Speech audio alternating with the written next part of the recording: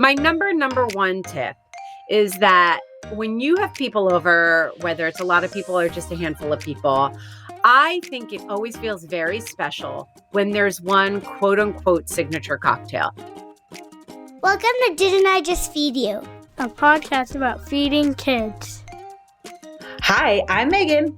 And I'm Stacy. Hey guys, before we jump into today's conversation, we want to take a second to tell you that you should join our community. And if you do, I'll never sing for you again because I have the worst voice. Hey guys, for real though, it's free, it's easy. You share your email with us. You don't share it with anybody else. Neither do we. Join us. It's the happiest place on the internet. We'll put a link in our show notes to make it easy for you to join, but you can also go to the community page on our site or Instagram where we are at Didn't I Just Feed You any old time to sign up. And hey, you know what we're going to say next if you're a longtime listener, but we just want to encourage you to consider joining our supporting membership as well. It's a place that we really, really love and work really hard to bring you extra value. We only want you to do it if it's comfortable for you to do so.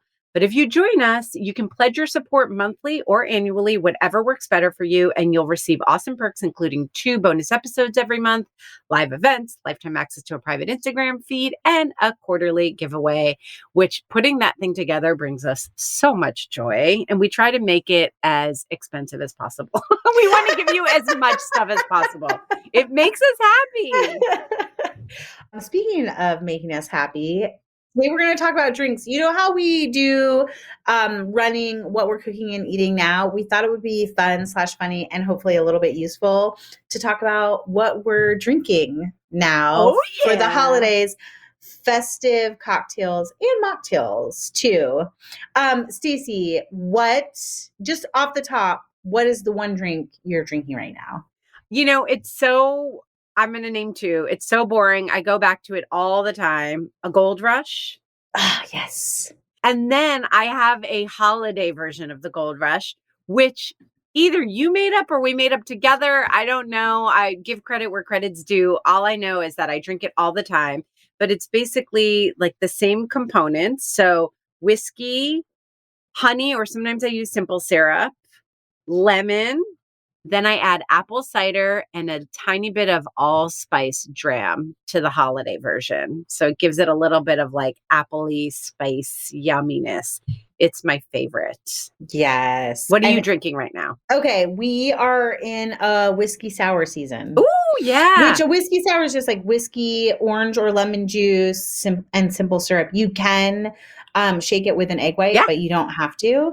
And I've been trying to get Brian to make us New York sours, which is basically a whiskey sour, no egg white, topped with red wine. And he's like, I don't understand how a red wine could make whiskey any better. But it is good, right? It like adds a dryness and like a little bit more tartness to it. So I love it. Those are definitely on the menu for us Can I right ask now. A question? Of course. Do you egg white or do you not egg white for your sour? I think it just totally depends on the day. Yep. I like both. The thing about egg white cocktails is that the egg white smooths everything. Yes, I love an egg white cocktail. So they're perhaps too easy to drink. So silky. Also, I just wanted to say that when we did our most recent live event for our listeners community, we shared a recipe for a Mistletoe Kiss, which is an egg white cocktail. And one of the things that I learned in doing that, because we like to make the drink recipe we share accessible, is that you can sub 2 tablespoons of aquafaba, which is the liquid in a can of chickpeas or from cooking chickpeas, for 1 egg white. So you can make almost any cocktail that's shaken with an egg white with aquafaba and make it vegan. I know, it's so good. So I was going to ask you that because I've heard of that, although I've never done it myself because I love an egg white cocktail, but I'm going to try it this holiday season. You should. It does work better if you shake it dry first, which means you shake it without the ice and then add the ice and shake it again, like double shaking, even if the recipe doesn't call for it, does give you a stronger foam with the aquafaba. Okay. We're going to get into more drink ideas, but I want to talk very quickly about, we say that all the time. We're I like, know. I let's love talk how you're quickly. like, we're going to be quick. We're going to be quick, guys. Everybody who listens is like, we are we know many you're not things, quick. but quick is not it. Bleep that out for the children listening, although this one's all about alcohol. Yeah. Actually, we should talk about mocktails too. No, I do want to. I have a whole little list of like festive kid drinks too. But let's give some top line tips for thinking about holiday drinking, whether it's setting up a bar just for yourself to give yourself a little treat, if it's setting up mocktails, or if you're entertaining. There are just a couple of things that we want to go over that we think will be really helpful. And I want to start with entertaining, if that's okay. Yeah, I mean, I think that's really the thing here, right? We're like all very much looking forward to having people in our homes, whether that's a bit large or small this season. And so that's where I'm thinking too. Okay, good. I thought you might have some home bar tips because you're really into your home bar. I do if I think about it for a minute. So kick us off with just entertaining cocktail bar rules. My number one tip is that when you have people over, whether it's a lot of people or just a handful of people, I think it always feels very special when there's one quote unquote signature cocktail, which basically means you love a signature cocktail. I love a signature cocktail. Very cute. So I just feel like this is like the main drink that we're drinking tonight. It feels like you've given a lot of thought to your party. It might introduce people to something new. It also then allows you to keep the bar you set up really simple. So maybe your signature cocktail is made with whiskey and you have people who don't drink whiskey. They only drink vodka. Fine, the vodka is there, but your bar doesn't have to have tons of mixers and flavors and blah, blah, blah. It just has simple syrup, all the basics, soda water, tonic, lemons, limes, and then whatever else. Like if you want to add one or two other things, because the signature cocktail is the highlight. Also, that's a great cost saver too, because then you're not buying like, I'm going to get sour mix and grenadine and Bloody Mary, like even beyond just having a couple different varieties of alcohol, like all those mixers really add up. So I love, it's a budget tip too. Totally. And I do feel like, if someone likes a particular drink that, requires more than soda water or tonic or some special garnish, and they can't have that, but there's a signature cocktail, it feels intentional rather than lacking. Yes. Also, because it's a choice you made to have this cocktail and then simple, help yourself to anything else. That's really easy. Also, everyone who I know who they drink the one thing, they usually bring it. That's hilarious. Right? Like we have a family friend who he just drinks whiskey neat and he has a couple of brands of whiskey that he loves. So that's his hostess gift. He brings a bottle of whiskey. He has his 2 whiskeys and he leaves the bottle as a gift. So I like that he takes care of himself. Yes. Don't overthink or worry about that one person who's expecting the thing. And I also think there's a great entertaining tip in here, which is something we both do, which is it's better to have a selection of a signature cocktail and one type of wine and maybe a beer than trying to please everybody with everything. It also creates overwhelm for your guests when they're like, well, I don't what do I drink? What's my go-to? And they don't want to be fussy if you're bartending. It's so much easier to just offer a couple of choices and then just make sure those are plentifully stocked. Can I also say something else that reveals too much about me? Yes, of course. That if you also set up a full bar and you haven't hired someone to be a bartender, which is very likely the case. I mean, there are parties where I've seen where someone will hire one person to come in and tend bar, but that's a fancy or it's delegated and elaborate to someone in the family. You're going to make drinks, but then be that person, right? But I also like that just having soda water, tonic, and booze, and some lemons and limes actually helps you manage the mess as well. Yes, right. I don't need everybody pouring all kinds of juices and spilling on my counter. Cocktails everywhere. Yes. You want something fancy? I got it for you. You don't like that? You can just go mix your tequila and lime juice over there. Yes. Have your vodka soda. Yes. It's very simple. Okay. So speaking of a signature cocktail, you're going to want to make a batch of it. Don't ice your batch cocktails. So mix everything together. then chill it in the fridge. And then you're going to have people pour it over ice or shake it over ice or whatever it is when it comes time to serve. Yes. And then you can just have an ice bucket on your bar. Totally. If you're going to do more than one cocktail that's already mixed, which I think is too much work, but if you're that person and it makes you happy, go for it.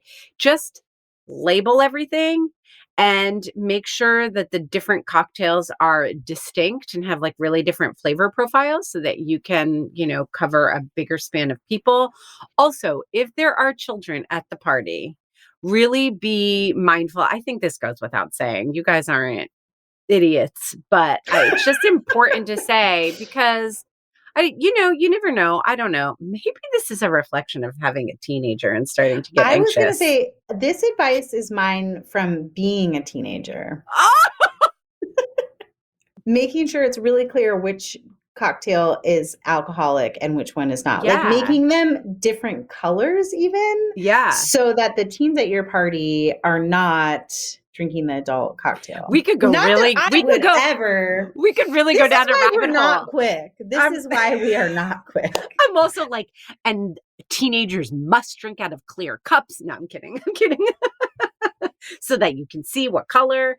No, but listen, like label everything, make things distinct, make it clear so that it's just really easy for your guests, especially if they have kids, that they know like where the kid drinks are versus, because you don't want to be on call is the thing too. That feeling of like, is everything you should clear? Get to enjoy your own party. Right. Like, is everything clear? Like, do people know where things are? That kind of being on call is not fun when you're entertaining. Not at all. I think at this point, it's pretty clear that every party should have one like low ABV or non-alcoholic at least option that isn't totally boring or an afterthought, is my opinion. There's so many great low ABV and non-alcoholic options. You can go with something that's just a mocktail. We're going to talk through recipes, or you can try something like a wine proxy. I do have a question about this that I'm kind of curious. Maybe we'll throw it to our listeners group. I find things like non-alcoholic gin and non-alcoholic whiskey and wine proxies, which are a wine-like drink that the acid lead makes. And we've mentioned the acid lead before because we like their dressings and their vinegars, but we also sent out a newsletter about their wine proxies because they're delicious and cool. I sometimes wonder if you're someone who's sober. I have this question about meat substitutes too. Okay. Like if you're someone who doesn't eat meat, do you want something that tastes like meat? Like if you're someone who is sober, do you want something that's like gin? I don't know. I think that would have to be answered by someone who is sober. But we had a friend. Said that in such a funny way. Yeah. We're clearly not. No, I was actually going to say we had a friend in Boise who was in recovery, and he still enjoyed, like he would bring he would not drink kombucha on the regular, but he would like bring a kombucha to a celebration. So he had something that felt festive. And over the years of like getting product samples, like the proxies, like Curious Elixirs, which they make like basically a really nice non-alcoholic cocktail that comes in a cute bottle. And those are very delicious, but you can add alcohol to them too. He really enjoyed those. Like that was fun to him. I know someone who's in recovery who who purposely intentionally avoids the non-alcoholic spirits. Yes. So I would say that if you're just adding something for fun, I personally like low ABV cocktails because it just helps me be able to like sip on something longer. And, I just don't need to like be drinking 4 full strength drinks anymore. Yes. Which you can make there are great recipes for intentionally low ABV. Like you have your signature, the Billis, which is like 50-50 dry vermouth and sweet vermouth, which is low alcohol.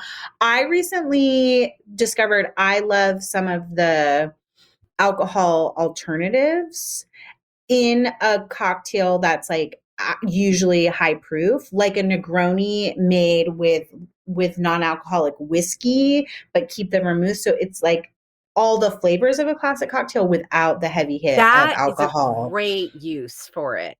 So Yes. I was just going to say that if you have somebody who is sober in a very intentional way, maybe kind of checking in with them I think that's great. A great, great tip. to figure out like Yes. what kind of low ABV or non-alcoholic option that you should offer. Did you also mention that if you're going to be having like strong mixed cocktails, it's nice to start the dinner hour with like champagne or a low ABV cocktail? Yeah, I think that's great too. So everyone's basically not pace smashed everybody. by dessert. Yes. Help your guests pace themselves. So, yeah, like when everybody walks in, have that low ABV or that like little flute of champagne and spend the first hour sipping on that and then pull out the bar. Yes, yes. Okay, I think for the holidays, when it comes to holiday cocktails, don't be afraid of spice. So you can add spices to your simple syrups if you're making something homemade. You can mull so many things. You can mull cider, you can mull wine, you can mull milk. They don't call it mulled milk, but for example, like a cardamom turmeric milk is basically mulled milk. So don't be afraid of spice. You can grate or sprinkle a little bit of spice on top, grating fresh nutmeg, a tiny dusting of cinnamon on top. You can use spices to rim a glass, mix cinnamon. I actually had an apple cider mimosa recently, and they rimmed the glass with cinnamon sugar. Yes. And use it as a garnish. But think about those holiday spices. We talked about it in our baking episodes. They work here too. Cardamom, cinnamon, nutmeg, all those delicious Cayenne, things. Yes. Go savory too, even with sweet drinks. It's such a nice compliment. Did you already say making simple syrups with spices? Because that's one of my favorite like home bar things that makes your home bar feel fancy is like always having your own simple syrup on hand, but then making some flavored ones that are like signature. Brian loves a penicillin, which is a Scotch drink that is made with ginger syrup. So like always having the ginger lemon syrup on hand means that we can have penicillins anytime we need them. Yes. And I think also making your own rimming sugar.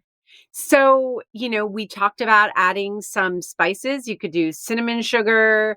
You can add a little bit of salt. You talked about cayenne, but also dehydrated fruit, pulsing it, and then mixing it with sugar is really, really fun. Like maybe you're going to make some sort of like, I don't know, like a pomegranate margarita. I just came up with that. That can feel very like holiday festive. And then rim it with, I don't know, like strawberry. I've never seen freeze-dried pomegranates. Have you? That'd be really good. No. But like you could use freeze-dried strawberries and sugar and rim the top, and it has this beautiful red hue, and you add a little something. You could mix it with salt too. Some of those like pomegranate, I don't know if pomegranate's one you can find actually, but like beet, you can find beet powder, which is like dehydrated and already pulverized for you. And that could be really beautiful, different color and add a ton of flavor to whatever you're making. Also, I want to shout out, no one's going to be surprised by this, sprinkles as an option for rimming and fancy sprinkles, prism powder, which is really fun to add to cocktails. You can add it to wine and make the wine feel even more festive, or you can add it to Sprite and serve that as like the kid's signature cocktail. Yes. It doesn't have to be this elaborate punch. It's literally like fruit juice or soda with sprinkles, prism powder in it. I love that. And I think these things, your own rimming sugar, a homemade simple syrup, prism powder. You could also do a fun garnish if you're feeling a little bit more crafty. I've never been able to make them look really good for some reason, but sugared cranberries are beautiful.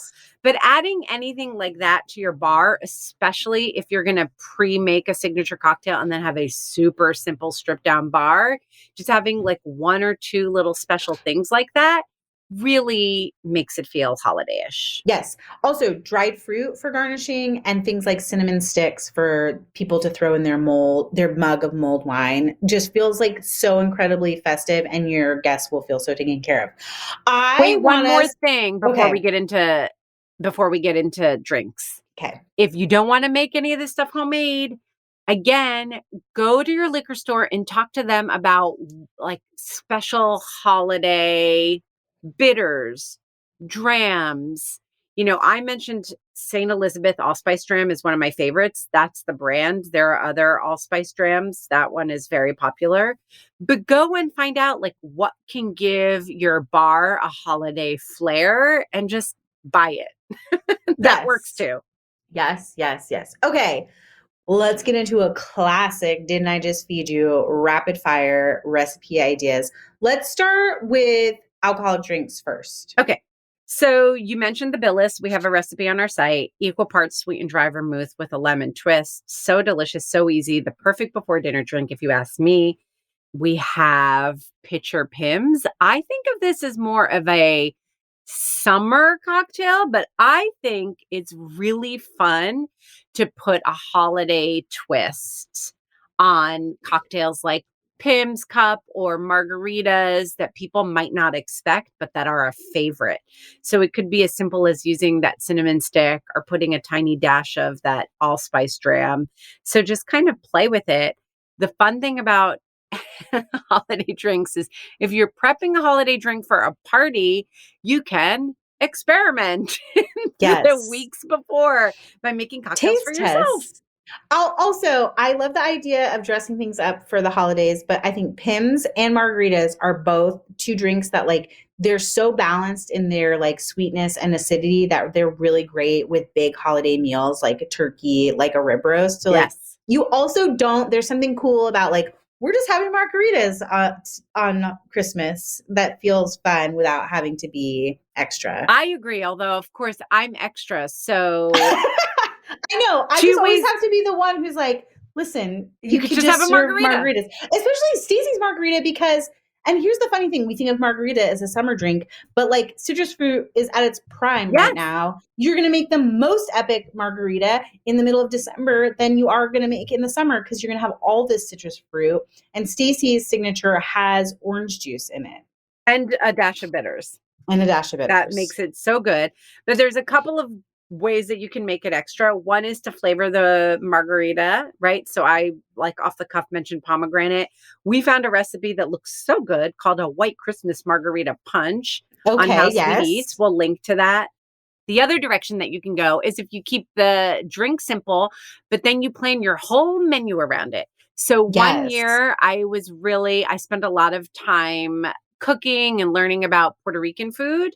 And the kind of culmination of my year of culinary exploration was to make a Puerto Rican Christmas. So I had pernil and I had plantains, mashed plantains, like a whole bunch of stuff. And I served Coquito as the drink. So maybe if you love margaritas, like do a little research, learn a little bit about how, people in Mexico celebrate Christmas, what traditional foods, and like plan a kind of different meal around that. I think that's super fun. I love that. I also love Coquito. And if you've never had it before, it's like, it has the same vibe as eggnog, but it's so much easier to drink. So good. Which I find a little bit dangerous. What about eggnog? I love eggnog. Love eggnog. And I'm a big proponent of like make your own eggnog, not buy the carton at the store. Do you? I feel really surprised sometimes when I'm like, you could make it your own. You're like, or we could just buy it. Oh no. Store-bought eggnog, I actually don't love very much. I think there's some like local, like if you get a local dairy that makes eggnog, it can be awesome from the store. It can be, but they're just even local, like if you're packaging eggnog, you just have to do things to it. Yeah, you have to pasteurize it in a way to make it safe.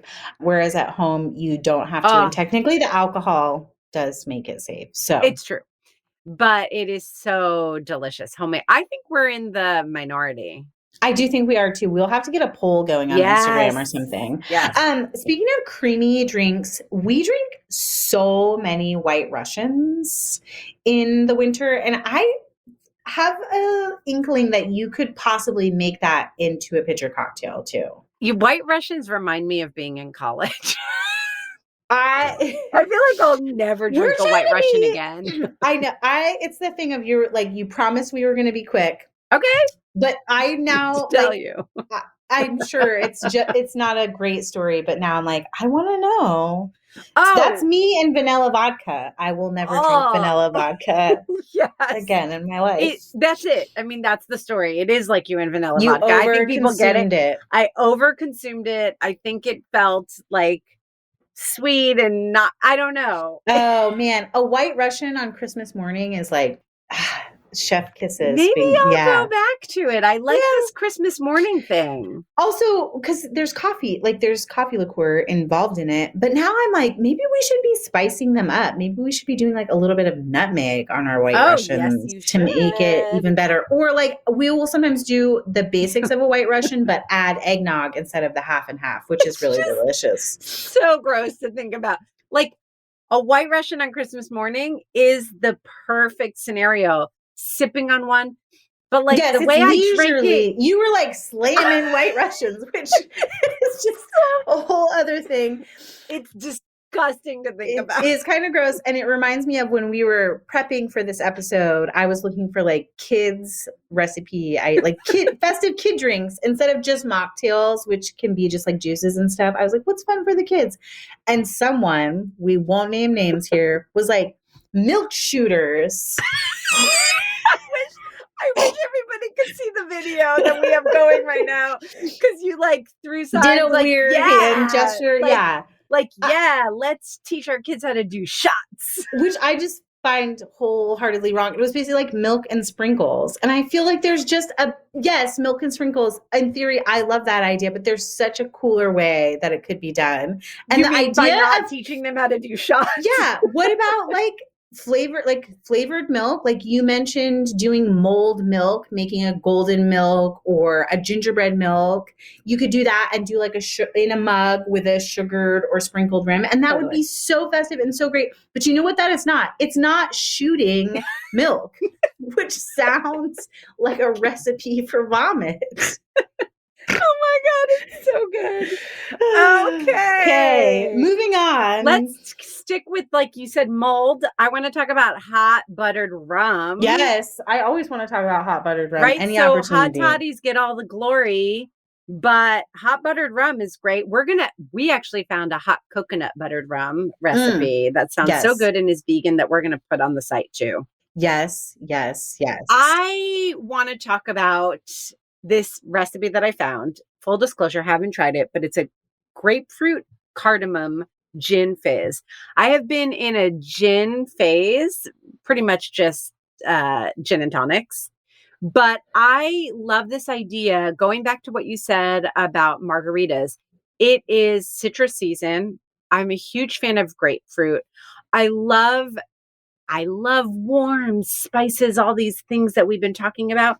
But also sometimes something that's just bright and acidic that just cuts through all the rich holiday food is exactly what you need.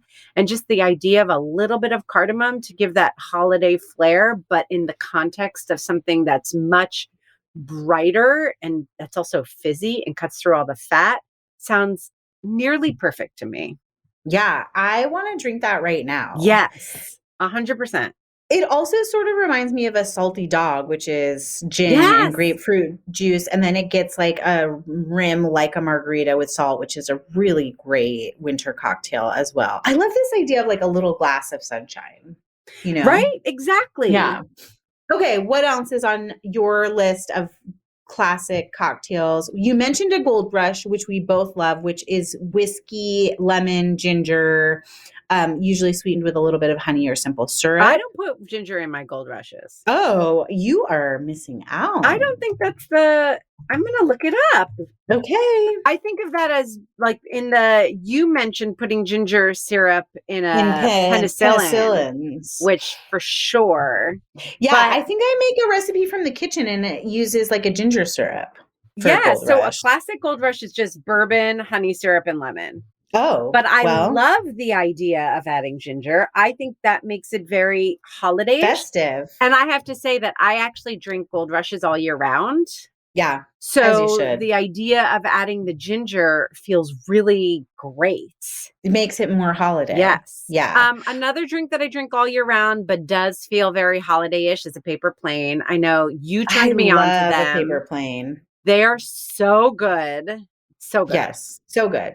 We have shared a recipe with our listeners community. We sure did. On that same vein, we actually shared another recipe with our listeners community called a Mistletoe Kiss from a cocktail book called Very Merry Cocktails, which is a ton of holiday ideas. If you need even more, we both have copies and we would highly recommend it. Anyways, a Mistletoe Kiss feels like somewhere between a whiskey sour and a paper plane, and it is an egg white cocktail, so it looks very festive as well. Okay, last opportunity to shout out alcoholic drinks, and then I think we should talk about just like festive, non-alcoholic, could be for kids, could be for your sober guests ideas. I think we covered them all. We talked about. I don't feel like we talked about mold. I mean, you mentioned mold cider. Yes, I guess we mentioned it, but I'm just going to then say, mic drop. I have the best mulled wine recipe in the world, and we're going to link to it. Done. Okay. Hot cocoa, warm flavored milk. Old school, like church basement punch, where it's like Sprite and sherbet. That is old school. Yes. Or doing the thing where you like have cranberry juice cocktail and Sprite, and you maybe make the ice flow of like cranberries and oranges. That can be non-alcoholic and be really fun.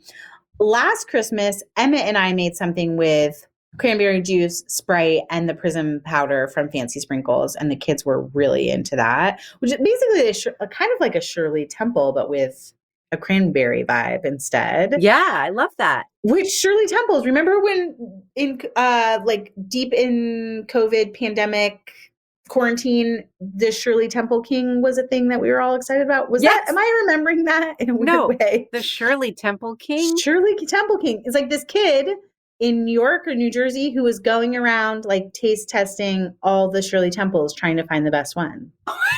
So maybe it wasn't during quarantine because he wouldn't have been out. I don't know. He's so cute. Okay.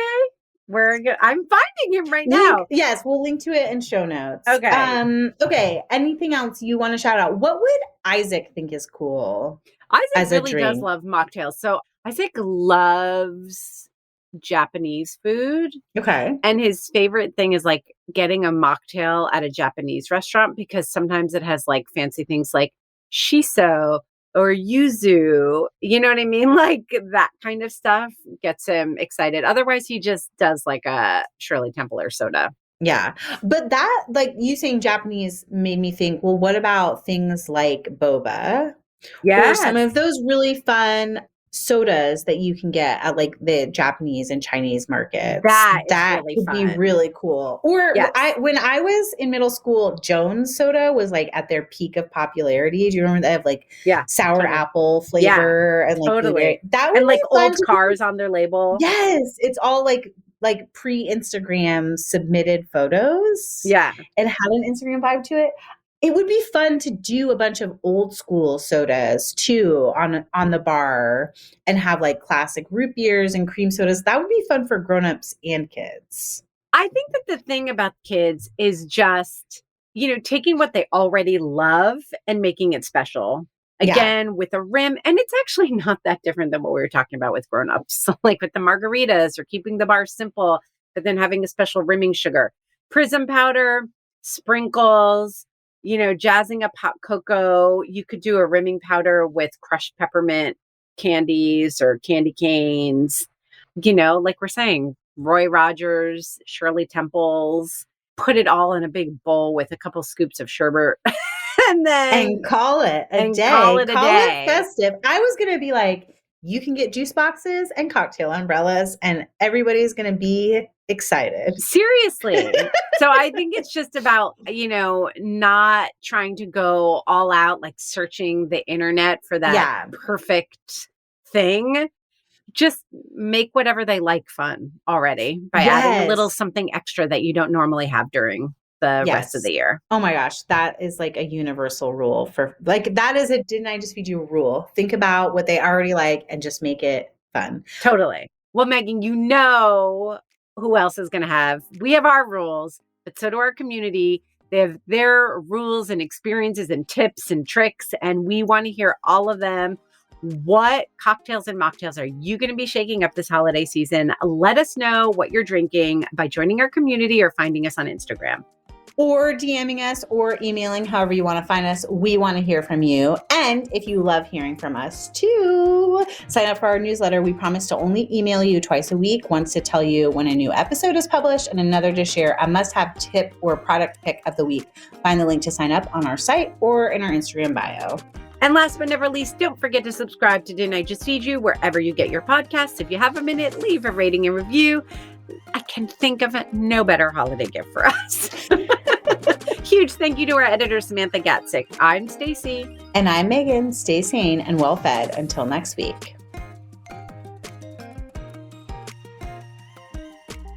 Be sure to subscribe to Didn't I Just Feed You wherever you're listening.